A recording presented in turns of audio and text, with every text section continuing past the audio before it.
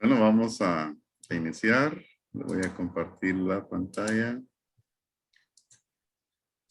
¿Me confirma si la tiene? Sí tiene mi pantalla, ¿verdad? Sí, pastor. Muy bien. Vamos a darle continuidad a este tema. Estamos hablando sobre la gramática para poder interpretar la Biblia. Y hoy miramos los adverbios. Y dice que los adverbios son palabras que describen a los verbos. Eso es algo, honestamente, en este punto muchos se desesperan y dejan de aprender el idioma. De hecho, en la primaria la mayoría nos pasó eso. Porque estas palabritas son palabritas técnicas, ¿verdad? Y nos resultan, a veces un poco complicado, entenderlas, ¿verdad? Pero vamos a hacer nuestro mejor esfuerzo para hacerlo lo más sencillo posible.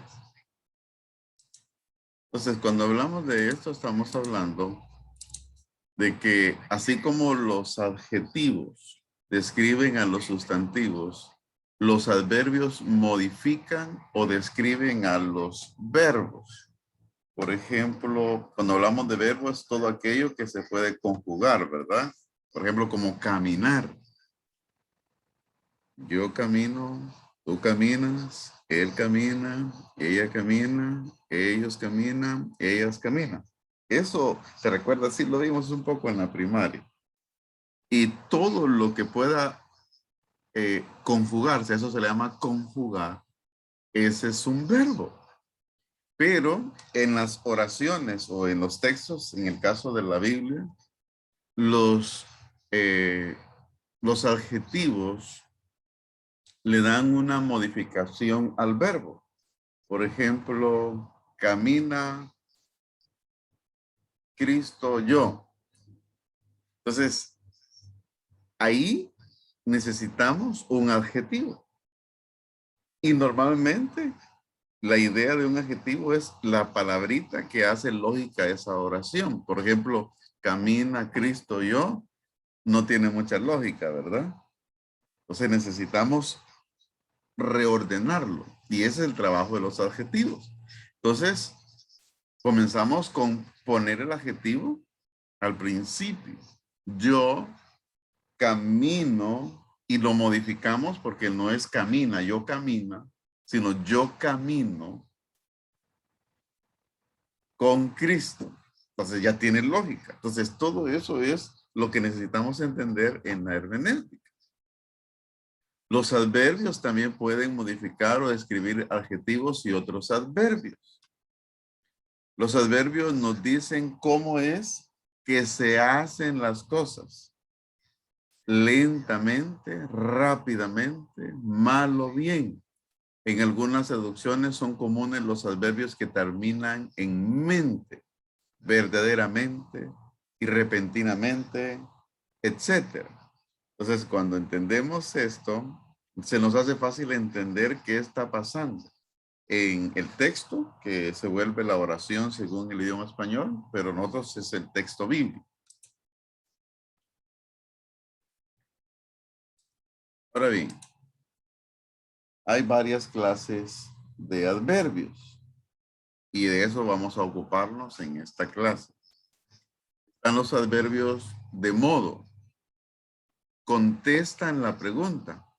¿Cómo? O sea, en una pregunta, estos adverbios de modo, y lo vamos a ver ahorita dónde está el adverbio, nos dejan claro la pregunta. Lo que vas a hacer, hazlo pronto. Si notamos esto, porque esto es importante resaltarlo, el adverbio está aquí. ¿Por qué? Porque nos habla de una acción. Entonces, cuando la acción se realiza, ese es el adverbio. Otra. Os digo que pronto les hará justicia. Estamos usando textos bíblicos. El adverbio De modo,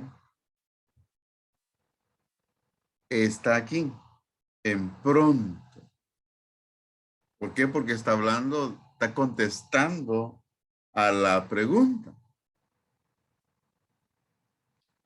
Añadido eso, bien, buen, siervo y fiel. Aquí notamos el adverbio en bien. Para entender esto, nos ayuda bastante para ubicarnos a la hora de leer las escrituras, a la hora de poder estar queriendo entender un texto. Si logramos entender nuestra gramática, ya la hicimos. Con eso logramos una gran cosa. Sigo. El faraón tuvo el mismo sueños 2 veces, porque Dios ha resuelto firmemente. El mismo sueño. Ahora, la palabra clave aquí es dos veces. Eso nos ayuda a entenderlo. Hacer esto, dice este texto. Estamos tomando fracciones de textos y textos completos. Esto contestan la pregunta. Muy bien. ¿Estamos bien? Yo estaba viendo aquí que mi señal del otro dispositivo. ¿Sí me escucha, hermana Pati? Sí, pastor, sí se escucha. Ah, qué bien. Yo ya estaba preocupado que se me desconectó el que uso de monitor. Muy bien. Continuamos entonces. Y miramos ahora los adverbios que tienen de tiempo, perdón, que contestan la pregunta ¿cuándo o en qué orden? En esta parte, siempre los ejemplos. Así, los primeros serán los postreros y los postreros serán los primeros. Si notamos estos adverbios, esta palabrita que le da sentido a la oración, aquí nos describe que es cuándo o en qué orden. Y es primeros, postreros, postreros y primeros, lo que está ahí resaltado. Luego, y aún nos puso Dios en la iglesia, primeramente, aquí vemos orden, el orden de la oración. Apóstoles, luego profetas, lo tercero maestros, luego los que hacen milagros. Si notamos esto es interesante. Se le llaman adverbios de tiempo porque tienen que ver con el tiempo y el tiempo de una explicación. Como por ejemplo cuando uno habla con los niños que están comenzando a hablar. Y a veces los niños, no sé si usted se recuerda o le pasó, los niños uno le dice, ¿y cuándo vas a ir a la iglesia? Ayer voy a ir. En su lógica no saben todavía diferenciar el tiempo, ¿verdad? Entonces, en ese sentido tiene mucha razón esto.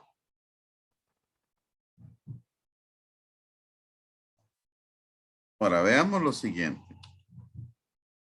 Los adverbios del lugar. Estos responden a la pregunta, ¿dónde? Y es aquí donde dice, por ejemplo, siempre contextos bíblicos. Porque donde quiera que estuviera el cuerpo muerto, allí se juntarán las águilas. Entonces la pregunta es ¿dónde? Esos adverbios usan una palabra que explica donde quiera.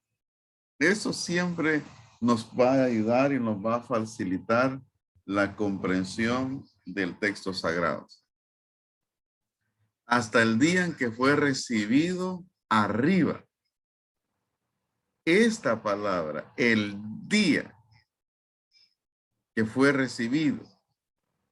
Entonces nos explica también dónde está el adverbio de dónde.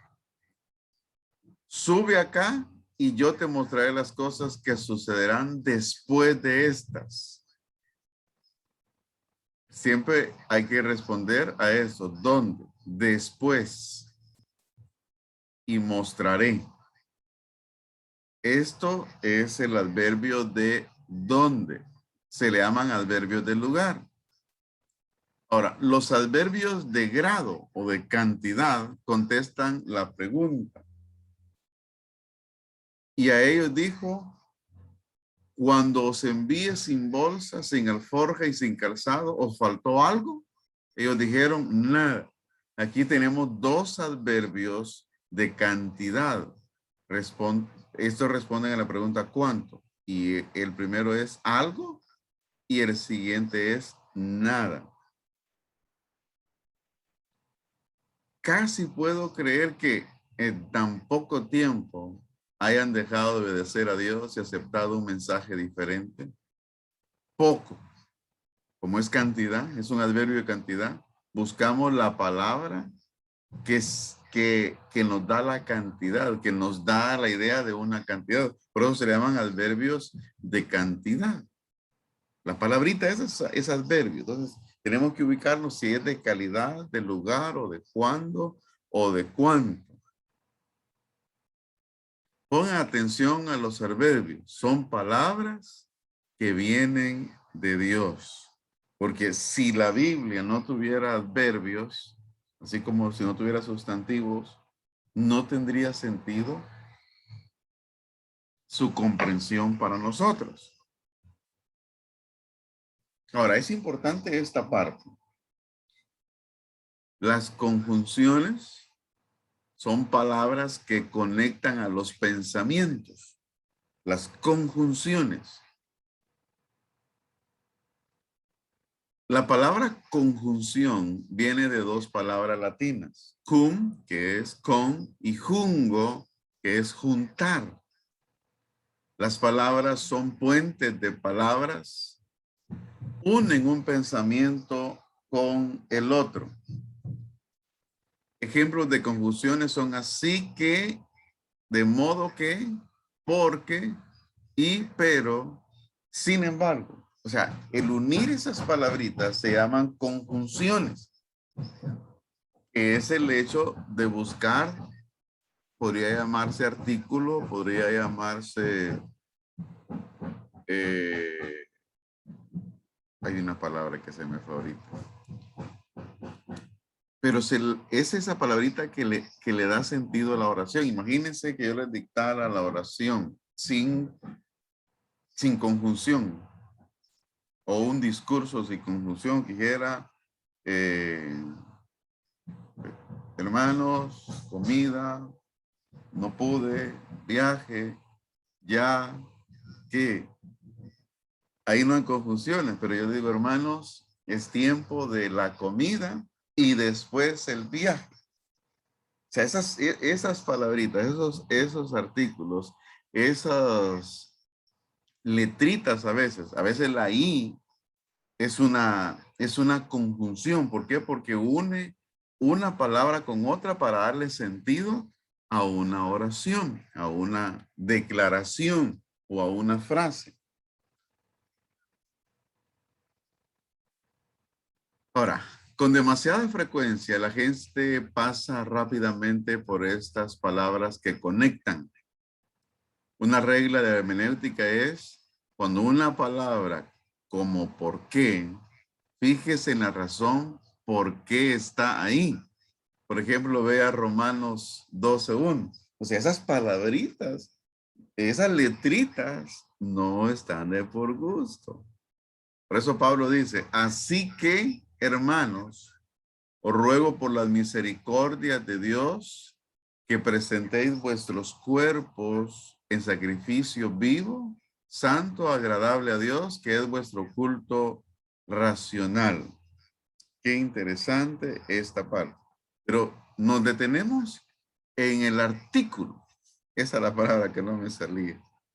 Así que pareciera que solo son dos palabras como para dejar claro algo, pero es para enfatizar algo. Vea esto. En Romanos 12:1 Las palabras así que son un puente entre la palabra, lo que Pablo ha dicho en Romanos 9 al 11. O sea, eso le da sentido, como que usted dice, bueno, usted le habla a sus hijos, digamos, si tienen hijos pequeños, le dice, bueno, ya que hicieron el oficio, lavaron los trastes, ordenaron sus camas, los voy a llevar a comerse un helado. Cualquiera puede quedarse solo con la frase comerse un helado, pero hay un contexto atrás. Entonces, cuando Pablo dice, así que presenten sus cuerpos como sacrificio vivo al Señor, Pablo estaba llegando a la conclusión del por qué había que hacerlo. Y es todo lo que aparece en Romanos 9:11, del capítulo 9 al capítulo 11. Entonces, es como un énfasis y para dejar claro todo un mensaje anterior. Esas dos palabritas, así que. En Romanos 9:11, Pablo nos recuerda que Dios ha mostrado su misericordia para con nosotros los gentiles, en que no siendo pueblo, que no siendo judíos, como ramas silvestres fuimos injertados y hoy somos parte del olivo, hoy somos parte de esa naturaleza diferente. Entonces Pablo dice, ya que Dios ha sido tan misericordioso, por favor presentemos nuestro cuerpo como sacrificio vivo. Pero dese en cuenta, esas dos palabritas son las que le ponen el freno a terminar esa oración, a terminar esos consejos, a terminar esa recomendación y dejan claro que debe de valorarse esa gracia que no merecíamos. Fuimos injertados en la familia de Dios. Eso lo dice Romanos 11, 17 al 21. Dios ha sido muy bueno con nosotros. Romanos 11, 22. Así que, por la misericordia y bondad de Dios, Pablo nos insta a que mostremos que estamos agradecidos, ofreciéndole nuestra vida a Él. ¿Cómo? Como un sacrificio vivo, santo, agradable a Dios, que es nuestra manera de darle culto. La palabra culto significa darle gloria. La palabra culto en nuestro contexto, algunos ya ni la quieren usar, dice el servicio, la reunión. Pero es la mejor palabra para poder decir que estamos adorando y honrando a Dios. Ahora, el tipo de palabra puente o conexión afecta el significado. O sea, ese puente o conexión hace que el significado pueda ser mejor, más profundo o diferente. Note cómo cambia el significado cuando la palabra conexión cambia. Dese cuenta de esto. Yo sigo a Cristo porque creo. La expresión está bonita, pero si usamos un puente, si usamos una conexión o una palabrita, así como la que ya vimos, vea cómo significa. Yo sigo a Cristo y que creo. ¿Hubo un cambio o no? Amén. Entonces, la segunda, ya usando un puente. ¿Y cuál fue el puente aquí? Así que. Muy bien. Así que, incluyendo la coma, porque las comas siempre significan algo, no lo olvides. Las palabras de conexión afectan el significado. Miremos esto. 4 tipos de conjunciones, palabras de conexión. En la primera columna, miramos propósito de la palabra conexión, la palabra conexión y los ejemplos. Las conjunciones están subrayadas. El primer propósito es mostrar contraste. Contraste es cuando usted dice blanco, yo digo negro. Yo digo alto, usted dice bajo. Yo digo claro, usted dice oscuro. Esos son contrastes. La palabra conexión, pero aún, si no, sin embargo, y les va a dar una recomendación. Hasta en gente muy educada he visto un error con esta palabra, sin embargo. nunca se dice más sin embargo, porque ahí uno está contradiciendo. Es solo sin embargo, no más. Y no obstante, la otra que es un sinónimo. Y leemos a Pablo en 2 Timoteo 4:16 al 17. En mi primera defensa, ninguno estuvo a mi lado, sino que todos me desampararon. No les sea tomado en cuenta, pero el Señor estuvo a mi lado y me dio fuerza. ¿Cuáles son las palabras de conexión en este pasaje?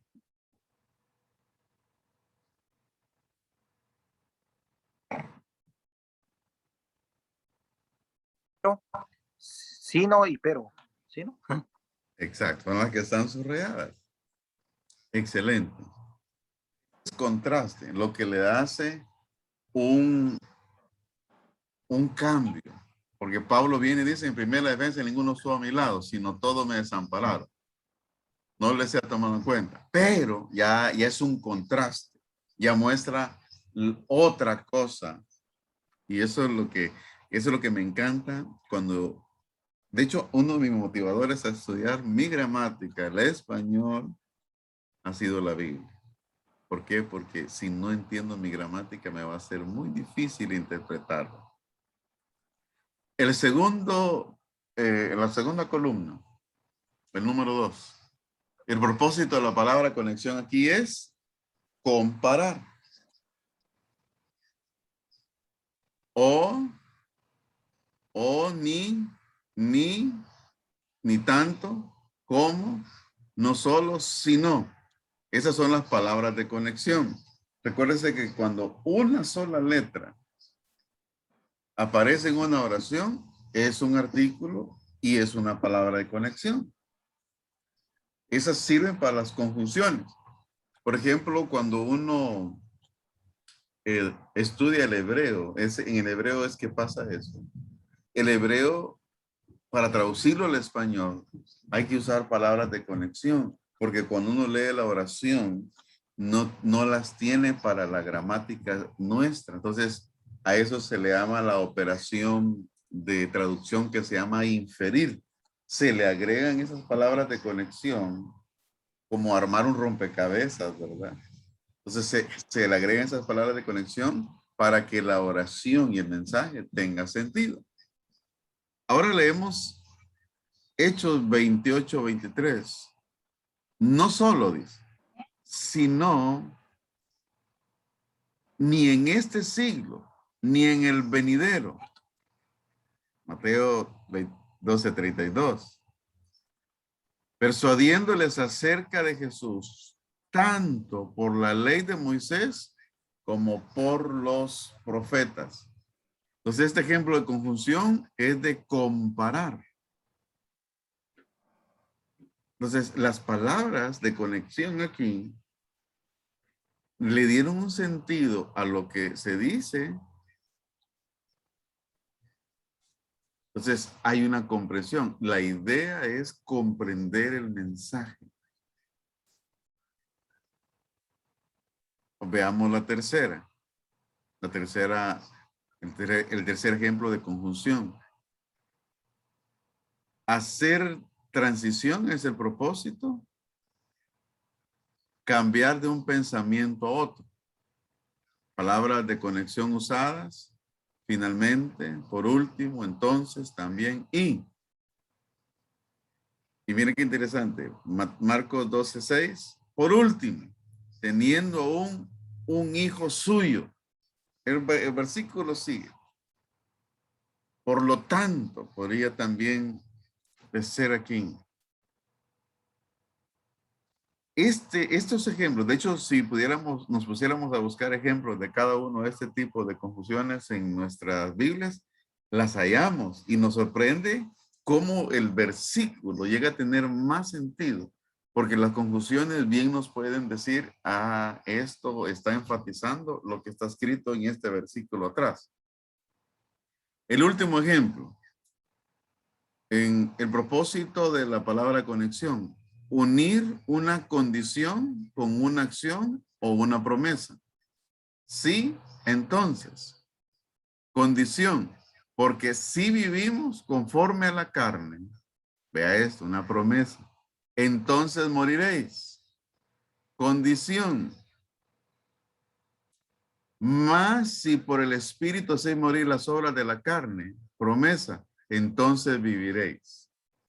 Entonces, cuando entendemos esto, en nuestro idioma, esto llega a tener un significado más claro. Entonces, sé que esta parte es un poco tediosa, un poco así pesada. Si en algún momento ustedes se han sentido que están de nuevo en la primaria, no se sientan mal. Cuesta. Cuesta, pero estamos haciendo el mayor esfuerzo. Si tienen dudas, sin pena, pregunten. Porque por esta parte de las confusiones yo recibí muchos reglazos en la primaria. Entonces, ahora vamos a platicar y practicar. Cuéntenme, ¿han visto confusiones en sus Biblias?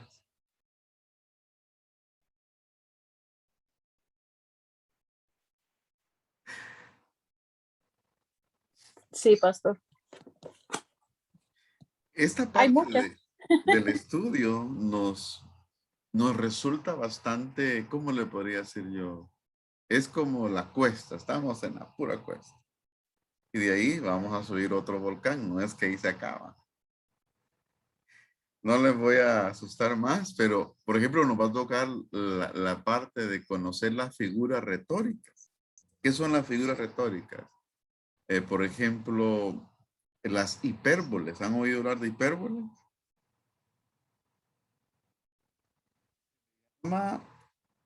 Se le llama hipérbole cuando se usa una para denotar bastante intensidad. Como por ejemplo, alguien se demoró, no llegó a tiempo y decimos, tengo siglos esperando. La verdad no son siglos, solo que está diciendo que le entró mucho de la tarde. Eso es una hipérbole. Y la Biblia tiene muchas de ellas. Y cuando estudiamos las figuras retóricas, nos vamos a dar cuenta. Aparte de eso, están, solo por mencionar, están los eufemismos. El eufemismo es una forma de no decir lo crudo que es el asunto. Entonces, por ejemplo, le voy a mencionar un ejemplo bíblico. Cuando Jacob regresó con su familia a su tierra, su esposa Raquel se había traído de su papá unos ídolos. No sé si han leído ese pasaje. Si no, les dejo tarea que lo busquen. Y su papá se enojó y fue detrás de la caravana que traían Jacob con sus hijos y todo su ganado. Y le dijo que por qué le había hecho eso. Y él revisaron y todo eso. Y viene, eh, la esposa de Jacob y ella debajo de su túnica, de su falda, los había escondido. Y la querían revisar y dijo que no, porque andaba con la costumbre de las mujeres. Entonces, a esa frase es una figura retórica, se le llama eufemismo. Por ejemplo, Pablo también dijo a los tesalonicenses acerca de los que mueren y dice que solo duermen. Pero esa figura se llama figura retórica. Pablo está diciendo, están muertos también, pero es una manera como más suavizada de decir las verdades fuertes. Entonces, vamos a ver eso. Son varias figuras retóricas, pero a esto quiero llegar con esto. Es necesario tener estas ideas, porque yo sé que no se nos queda todo, pero tener estas ideas en relación al nuestro idioma. Entonces, cuando usamos esto, nos sirve y nos es de bastante utilidad. ¿Por qué? Porque ya estamos familiarizados en el significado de nuestro idioma ¿Y qué puede significar hasta una coma? Si se dan cuenta, uno de nuestros problemas es que nosotros cuando escribimos, escribimos como que estuviéramos en carrera. Y iba a escribir. No hay punto, no hay coma, no hay punto de aparte. Y antes nosotros nos enseñaron, nos dictaban para que aprendiéramos a hacer eso, pero hoy yo miro que escriben muchos en las redes sociales especialmente. Parece un revoltijo, pero creo que eso es parte de lo que necesitamos aprender. Y al mismo tiempo para leer la Biblia. Muchos leen la Biblia, especialmente cuando la leemos en voz alta, pero no respetando la gramática, los signos de puntuación, porque esos tienen el signo de puntuación tiene su pronunciación también. Se nos había ido, hermana Pati. Entonces, cuando estos signos no son respetados, afectamos. Cuando no entendemos qué es una coma, por ejemplo, para recordarla, una coma es una pausa, pero un punto y coma es una pausa más grande. Y después de un punto y coma, una declaración cierra ese párrafo y abre otro. Ahí es donde se comienza el punto y aparte. Y son cosas que nos costaban y hoy de grandes nos cuestan. Entonces, ¿alguna duda, algún comentario? Cuénteme, yo quiero que sea poquito, pero vayamos aprendiendo, porque eso nos va a ser útil. ¿Estamos bien? Bien mal. No, Estamos bien, pastor.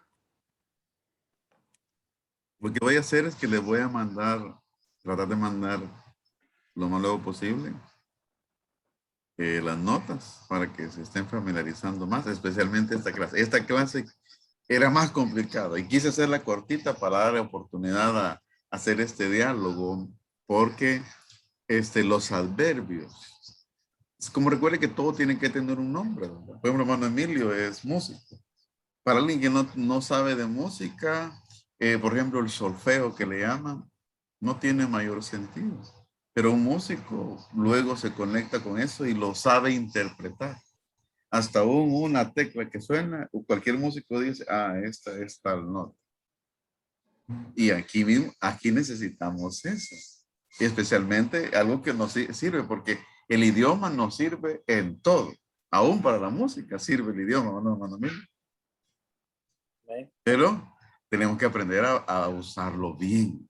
Es que ese es nuestro problema. Nosotros lo usamos, pero nuestra debilidad es que necesitamos, y si no de lo contrario, aún seguiremos diciendo, sálgase para afuera, súbase para arriba, bájese para abajo. Y en cuanto a la Biblia también, me la leí. Hay que leer la Biblia en su sentido. Qué agradable a veces es oír a alguien, pero cuando usted, y yo digo, sé que tenemos que entender que a algunos les cuesta, pero qué cansado leer a alguien que le cuesta. Como cuando yo digo, está lloviendo afuera. Está lloviendo afuera. Exacto. ¿Estamos bien? Mano Emilio, ¿estamos bien? ¿Vamos bien? Más o menos. Estoy pensando en regresar mi título. ¿Sabe? Hay dos cosas que creo que más en Guatemala ha pasado. Es la poca fuerza en las matemáticas y la poca fuerza en el idioma. Y ahí en todo, en algo más nos destacamos, pero en esas dos áreas, el que no tuvo problemas en uno, tuvo problemas en la otra. Y si no tuvo problemas en la otra. Entonces, pero la misma necesidad de poder no solo entender bien la palabra de Dios, sino de poder explicarla bien cuando se nos pida, nos hace sentir responsables. Yo lo sentí, de poder entender lo mejor posible, de poder comprender lo que yo pueda, lo mejor que yo pueda, lo mejor que tenga mi alcance, como un estudio como este. O sea, por ejemplo, ustedes podrían estar haciendo muchas otras cosas, invirtiendo su dinero en muchas otras cosas, pero esto no se quedará sin su resultado. Solo téngase paciencia y vaya avanzando, de a poco, de a poco. Porque si usted dice, ay, desde aquí que me aprenda todo eso, nunca lo va a lograr. Bien, es de a poco. Poco a poquito, porque de esa manera nuestro cerebro se ejercita. Porque una de las cosas donde nuestro cerebro ya siendo adultos está, no es que esté cansado, sino que no está ejercitado, es en el aprender. Porque es bonito aprender algo que a uno así le fascina, pero puedes aprender algo que a uno necesita. Lo que a uno necesita no le gusta, que es lo peor.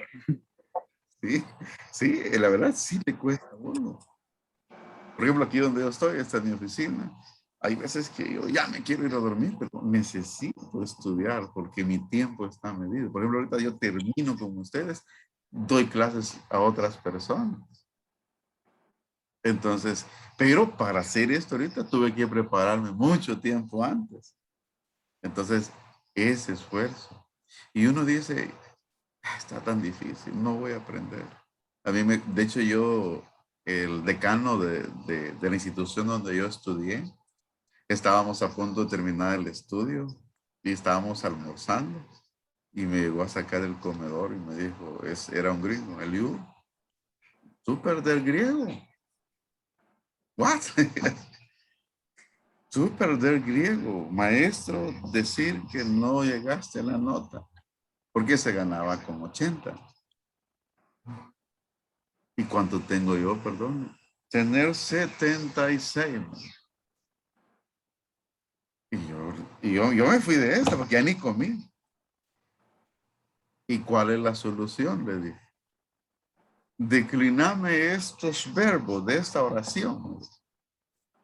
Porque en griego no se conjuga, en griego se declina. Es otra situación. Yo me quedé pensando. Y vi al maestro, le reclamé. Le dije, ¿qué pasó, hermano? Usted me dijo que estábamos bien, porque me dio una nota mucho más de 80.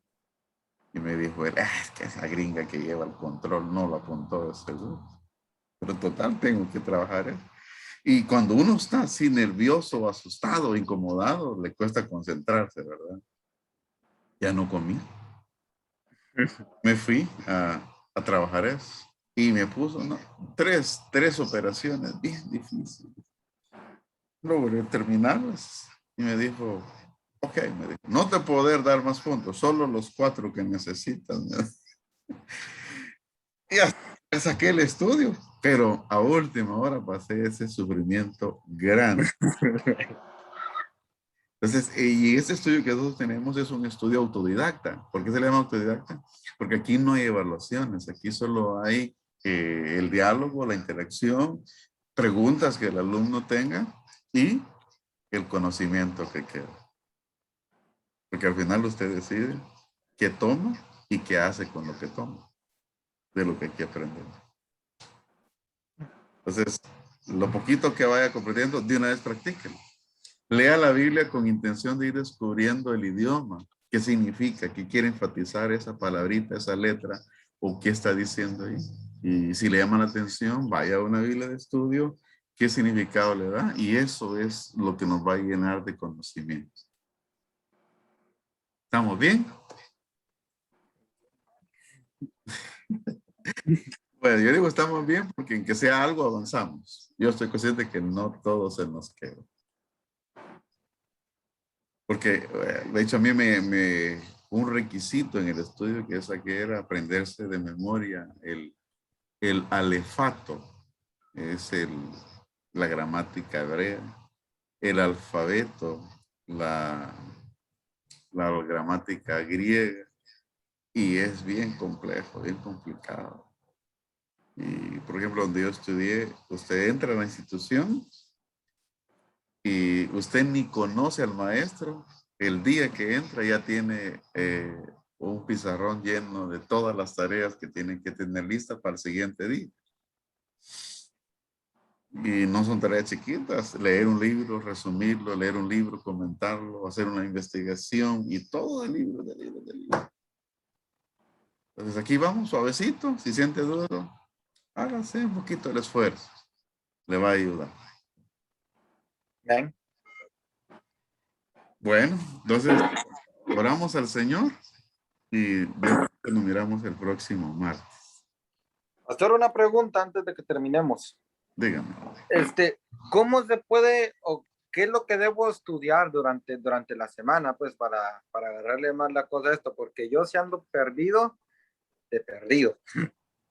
Así puedo usar como los libros seculares que usan en la escuela y todo eso. Sí, porque esto es secular lo que estamos haciendo, solo que lo estamos usando ejemplos bíblicos. De ahí todo es lo que estudiamos. Okay. Material. Dame un segundo. Se lo voy a enseñar.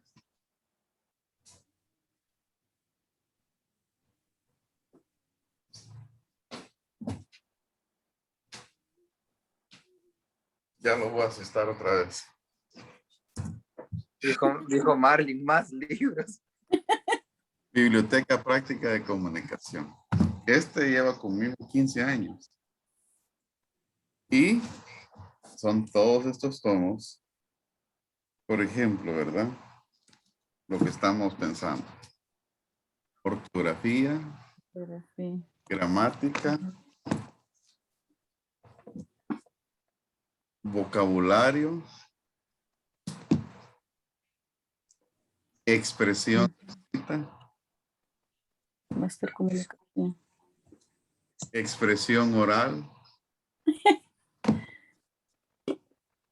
lectura y memorización, aprendizaje y autodominio. Se refiere al hecho de poder dominar esto que a veces nos atropella de querer seguir aprendiendo. Ujú. Entonces, esto es lo que yo les estoy dando ahorita. Entonces, algo similar a esto que encuentren. Este es de océanos. Es un material, conmigo lleva unos 15 años. Ha sido una gran herramienta porque como el valernos de la Biblia nos lleva siempre de regreso al idioma. Nadie puede estudiar con eficacia la Biblia si no tiene este conocimiento previo del idioma, nuestro idioma. Y voy a serles bien sincero, la mayoría de políglotas, que son los que hablan muchos idiomas, han llegado a la conclusión que el idioma que más cuesta aprender es el español.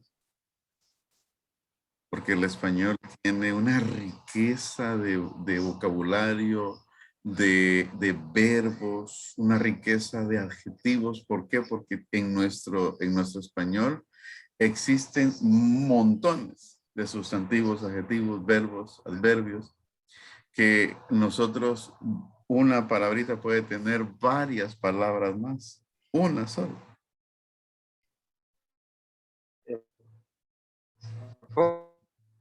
Pocas palabras.